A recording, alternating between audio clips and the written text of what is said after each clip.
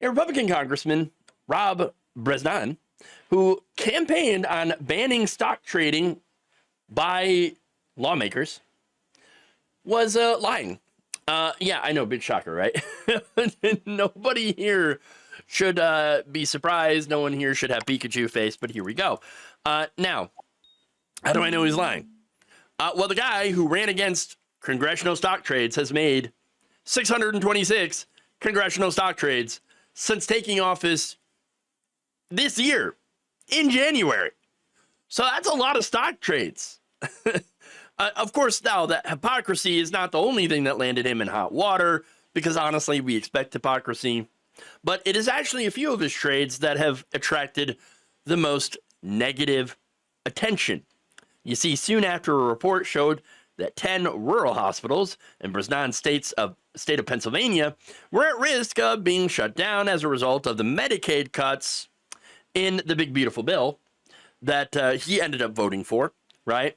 The congressman sold between $100,000 and $250,000 in bonds issued by the Allegheny County Hospital Development Authority for the University of Pittsburgh Medical Center.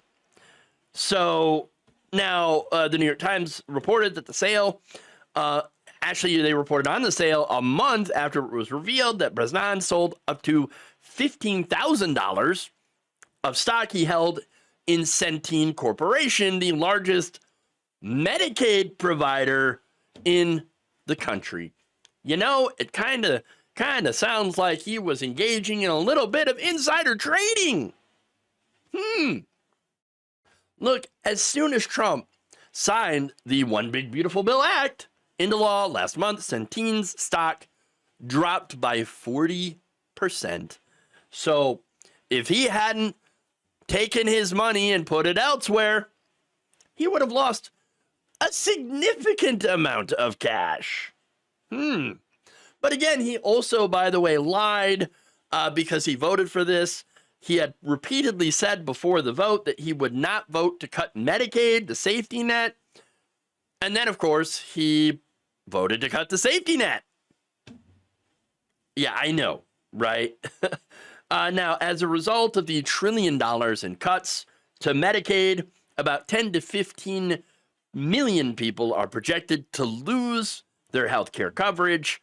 More than 700 hospitals, particularly those in rural areas, are likely to close due to a loss of Medicaid funding.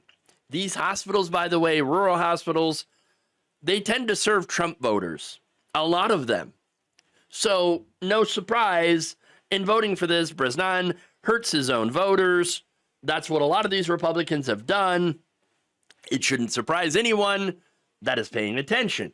But not only did he know that, he also knew that, because I voted for this, I got to get my money out of the companies that are affected by this bill so that I will not lose any money. Look, this guy it should be the poster child for I got mine, fuck you. Okay? Because that's exactly what he is doing here. All right? Now, he was called out recently by the group Unrig the Economy, who said that despite his introduction of a bill in May to bar members of Congress from buying and selling stock, with, of course, a caveat that they could keep the stocks they had held before starting their terms in a blind trust. Oh, so you don't have to divest at all. So just buy up as much stock as you want before taking office and then put it in a blind trust and it'll be fine. They said the congressman is the one doing the selling out of Pennsylvania hospitals.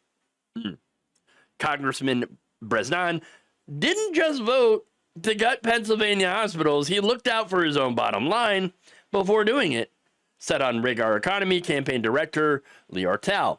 Hospitals across Pennsylvania could close thanks to his vote, forcing families to drive long distances and experience longer wait times for critical care. Not everyone has a secret helicopter they can use whenever they want. Yeah, this guy has his own chopper. Okay, yes, his own personal helicopter. Amazing. By the way, It's worth about $1.5 million, which he purchased through a limited liability company that he had set up. Of course. Eli Cousin, a spokesperson for the Democratic Congressional Campaign Committee, also told the Times that Bresnahan's stock trading will, quote, define his time in Washington and be a major reason that he will lose his seat. I mean, I don't know about that one. I don't know if Republican voters actually really care too much about that. Even though I'm going to show you polls that just, refute what I just said. Okay. Look, he said, Cousin said, his prolific stock trading is more than just a broken promise. It's political malpractice and a scandal of his own making. So now here's the question, right? Why are so many of our politicians allowed to trade stocks when they're on the job? Why is congressional stock trading even legal? And it's not just Republicans, by the way. Nancy Pelosi literally has Twitter accounts that follow her stock trades because she's such a prolific trader. However, this guy, look, she better watch out. This guy's coming for her crown, okay? Bresnahan recently became one of the most active stock traders in Congress. Look, this man, this entire thing, all right, it needs to be banned. All right. And again, people all across the political spectrum agree.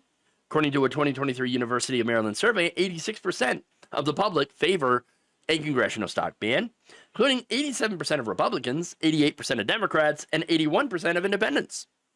So this should be a slam dunk. Sky high polling numbers, which means, of course, it'll never happen. I mean, come on. Remember the Princeton study where if you have high numbers of people, of voters that, want the government to do something or want the government to ban something, but those same lawmakers personally profit from it, that means it'll never, ever happen. Until we get the money out of politics, we will continue to have congressional stock trading. I can guarantee it. Look, people in Congress are rich, okay? And they want to continue to be rich. And some even join Congress to become rich. George Santos, I'm looking at you. Look, here's the thing about the poorest guy in the Senate is Bernie Sanders, who, by the way, is also a millionaire now because of his best-selling book. Now, Bernie Sanders, though, does not own any stocks. He's got a mutual fund retirement account. That said, Bresnahan is clearly there only to cash in. And cash in he has. Very successfully.